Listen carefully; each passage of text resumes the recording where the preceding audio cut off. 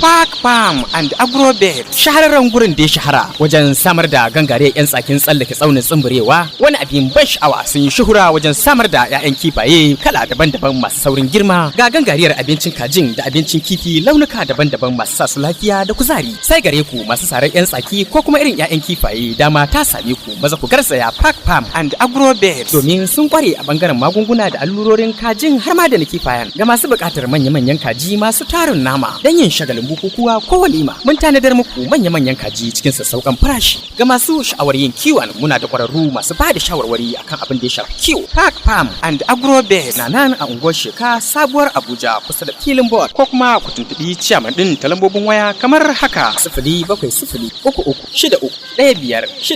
ko kuma 08099895654. Tuna da suna Park Farm and Agrobet.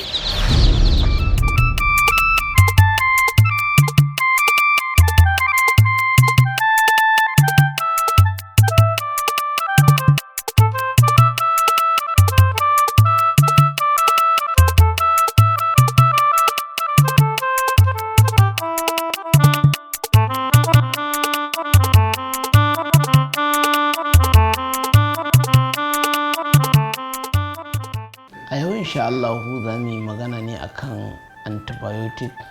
Antibiotic ne mai kyau, babban kuma antibiotic mai kyau, duk da yin ba shi da tarkacen abubuwa a ciki da yawa. Abubuwan da suke cikin sa ba su wuce abu guda uku ba. Wani abubuwan da suke ciki kwaya uku ne kacal a ciki, amma kuma suna da ban mamaki gurin magani. Akwai numycin, akwai kuma chloramphenicol, akwai kuma oxytetracycline. Wayan abubuwan guda uku su ne kawai numycin, chloramphenicol, oxytetracycline su ne kadai a cikinsa, amma fa iya da ban mamaki, kuma in kai amfani da shi za ka ji daɗi kuma zai ma fata-fata da ciwo cikin yardar Allah insha Allah.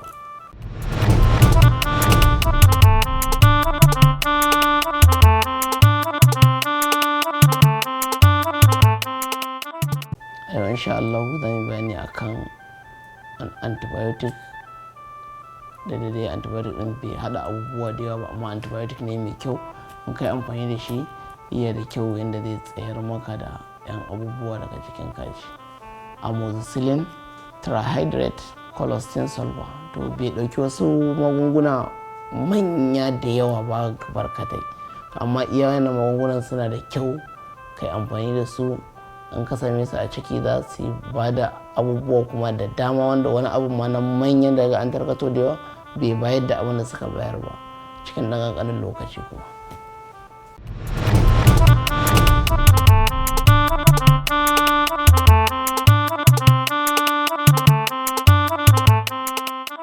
A yau za mu yi magana ne insha Allah akan multivitamin ɗin da yake growing ɗin kaza, wato vitamin grow, wanda yake growing ɗin kaza gurin ƙoƙarin ɗaga kaza gurin girma, ta samu fat, ta samu nauyi, ta kuma haɗa nama sosai insha Allah.